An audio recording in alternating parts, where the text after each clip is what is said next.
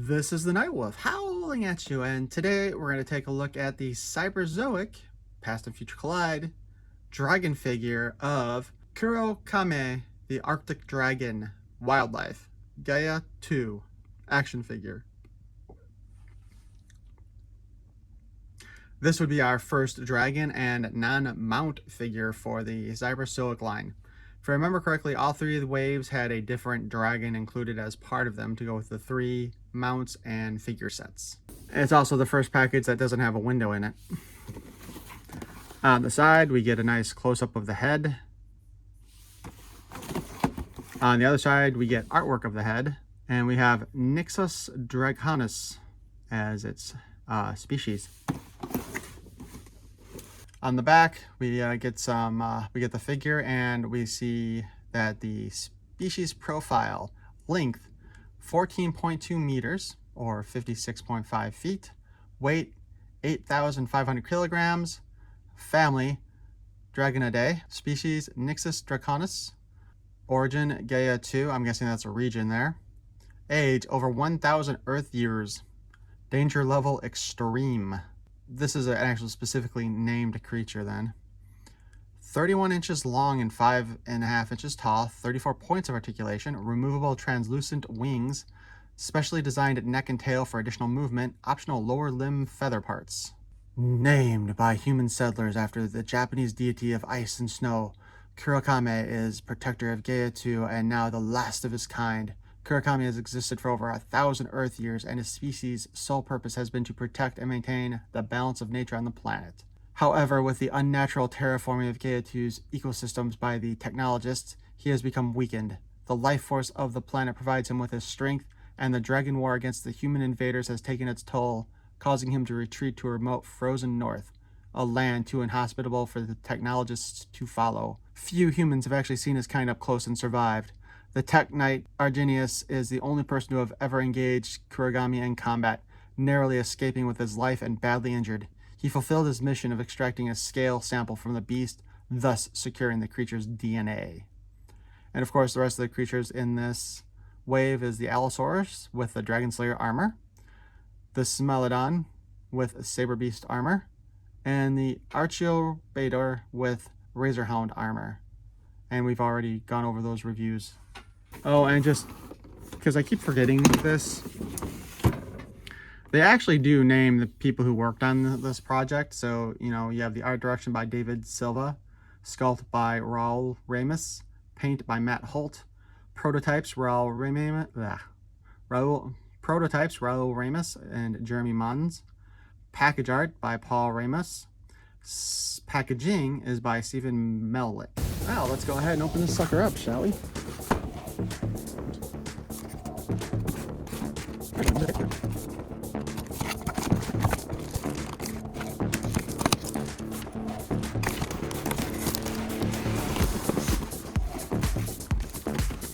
Looks like this is the first one not to come with the cybernetic background as well. Just kind of like representation of ice and snow, maybe water. Here is our beast in all of his glory.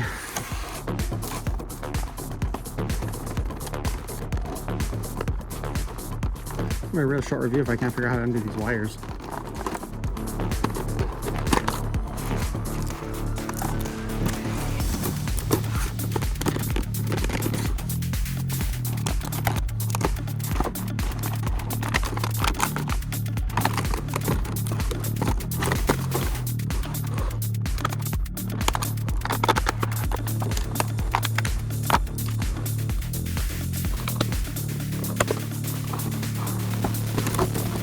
That was everything that came with them, but it's something about optional feathered part, or... Oh, okay. Little feather bits come off and on if you want to. Okay, that makes sense. So they're already in place. And thank you for not having separate hands and legs. Oh.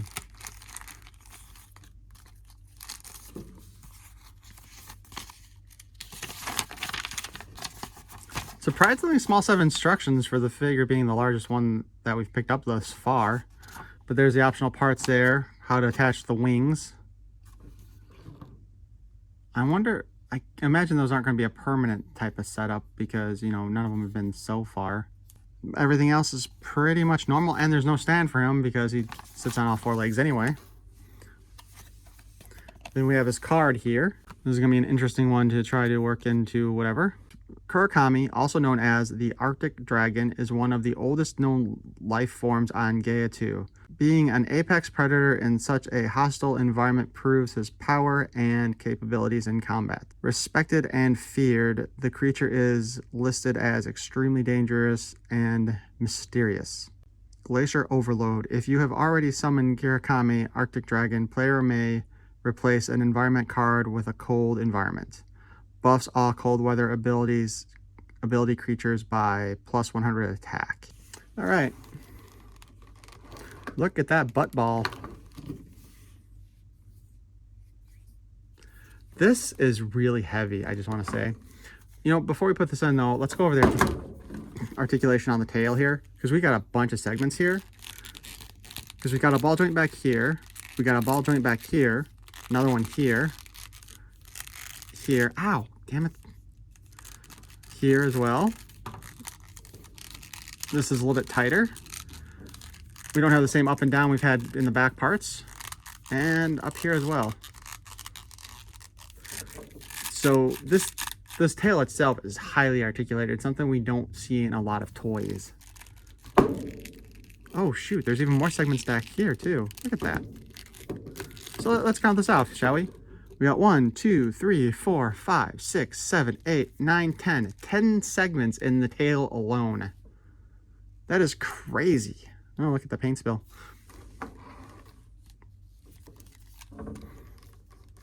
This is going to hurt putting this on though, I think.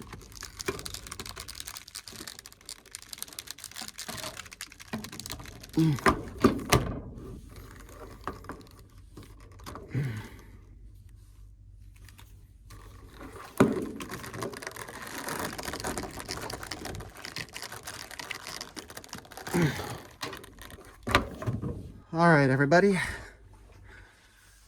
I cannot fully get that tail in place. I just worked it for like 5 minutes, and that's as good as I can get it right now. I think you're definitely gonna have to heat up that tail to put it on that ball joint. But I don't have hot enough water where I'm at currently to do that. And I am exhausted already, I'm not gonna lie. So the tail will probably pop off a little later. We'll deal with it then. We still have the wings.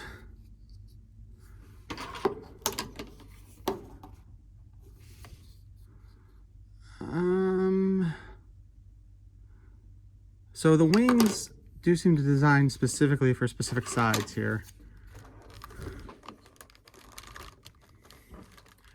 And just kind of fits on there like that.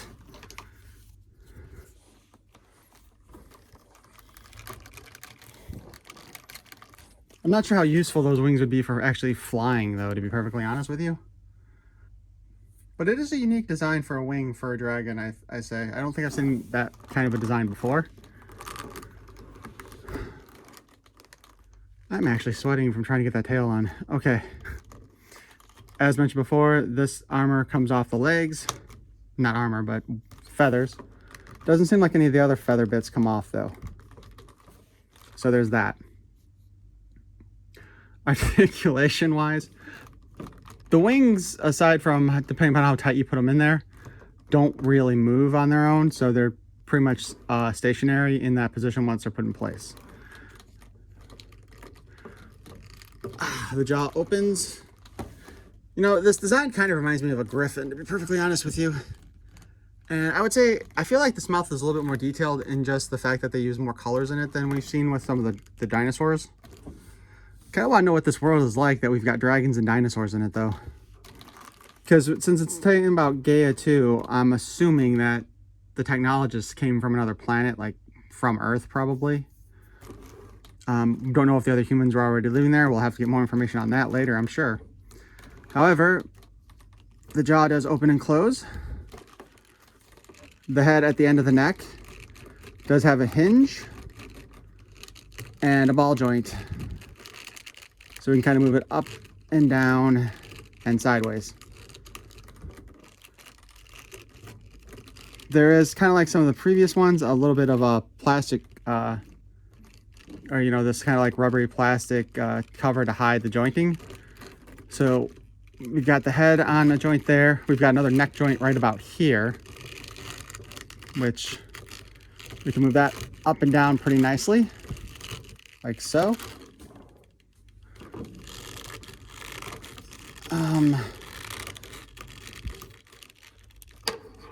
And the wing just popped off on me. To be fair, I didn't put the wing in very strong. Doesn't seem like we can get much rotation though out of that second joint. Third joint, however, we do have nice rotation and a hinge so we can move it up, down, and around, like so. And then we have one more joint. Wait, no, that is the same joint. 1, 2, 3. Okay, there is this part here also shifts up and down a little bit, it looks like. I think it's an additional joint. We can kind of see in there where we see like the, yeah, so we see that this part has the hinge, kind of like I was mentioning, and then there's a ball down over that part. So that's why we're getting this ability to move this like this and then hinge it up and down. But this then is just a piece of rubber here, so we've got one joint there and it looks like one joint up here for the dragon's neck and head. I'm just gonna pull the other wing off so it doesn't fall on me. So far the tail hasn't popped off yet. Again. I mean, let's just take a quick look. That's as far as I was able to get it right now. I'm going to assume I'll have to put that in like some really hot water when I go to put this up for display to get that all the way on there. Oh, there it went. So anyway, obviously there's a ball joint in the back, so we'll be able to move it. When I can get this all the way in place, it'll be able to move. I'm a professional. But we'll take that off for now. But again, like that's an amazing amount of jointing there. All right, so now we're at the arms here. So we've got this stuff here covering the shoulder joint. So this is kind of all the movement we get from that shoulder joint, as you can see. Then we have our first elbow, where we can bring it forward like that and back that far. Our second elbow joint goes forward about that far and also goes back kind of straight. So we got that, and we can go ahead and do that. That then leaves us with the ankle. There's a hinge at the foot, and we can spin that around. We can actually also spin the joint up at the, well, I guess up at the bicep cut here. Let's see, if we look at this as a double jointed elbow, we can spin at the top of it and we can spin at the bottom of it, and then a double hinge. That might be a better way to describe that, actually, now that I think about it. And then we get that much movement forward and back on the front foot, and a spin. We also have the waist joint, which appears to be a ball joint under there. We're not getting as much a range of movement as we got with some of the dinosaurs, however. I think because the skin's so far back on this one, so it hinders the movement a bit. But a little bit of spinning and a little bit of waving, and that's about it. The back foot, however, back leg, we can spin it like this, and he can scratch his head like a dog almost. And it spins forward that far. I'm gonna take that off to get it out of the way while we do this. So then if we look at that again as a double jointed knee, the top of it bends only about that far, not a whole lot. Straighten it out to about that far. The second joint also only gets about this amount of movement. Then we got this ankle hinge here, and it is a hinge, but we don't get a whole lot of movement out of it either. Just just a slight amount. And finally, again, at the foot itself, we have the hinge and a spin. Of course, we have the spin up here. Kind of a spin, you can spin it a little bit here, but the way this area is designed, it really doesn't move much. And then at the top of that knee joint, there is also the ability to spin it a little bit as well. So if you want them to have the feathered legs, you put the feather armor on there in place. This was the belly, and as mentioned before though, the feathers on the belly don't come off, so I feel you might as well just keep the feathers on the legs too. Feathering up. No, I guess, I can't tell if this is supposed to be feathers or scale. I think this is all feathers here, and then scales here. I mean, this head sculpt's pretty wicked overall. Like I said, it reminds me of a griffin. And this is a pretty badass looking dragon. The wings are a unique design. I don't know, I might have preferred a more traditional wing design for this dragon though. But this guy's already a beefy, heavy figure as it is. So bigger wings would probably just make him a lot more heavy. That's even without me holding the tail with him, you know? But, I mean, check this beast out. This guy is pretty badass.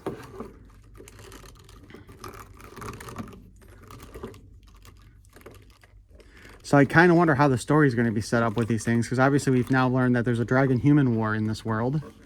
But are the humans all aligned together, or are they also separate factions as well? We know there are different tribes and groups. We have the Technologists, the Fire Tribe, and, man, I cannot remember what the other one was. Was it Dragon Tribe?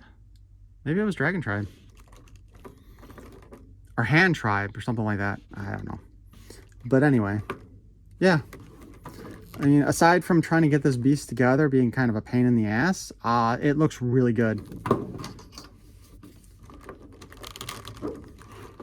This is going to be a nice addition to your collection of mystical creatures if that's all you want out of it. Very unique for a dragon design. So I hope you enjoyed watching this video. Please let me know what you think in the comments below. I am definitely very curious as to what you all have to say about this design for the dragon. Like I said, hybrid griffin dragon is what it looks like to me. I would not want to meet this guy in a dark alley. Though none of these dragons quite look like they're big enough to eat a person whole yet. But if you enjoyed this review, please feel free to claw at that like button. And if you want to see more of my nonsense and watch other Cyberzoic reviews, please feel free to subscribe. I will be doing the armor and the figures as soon as they come in. I thank you for watching. Peace and love.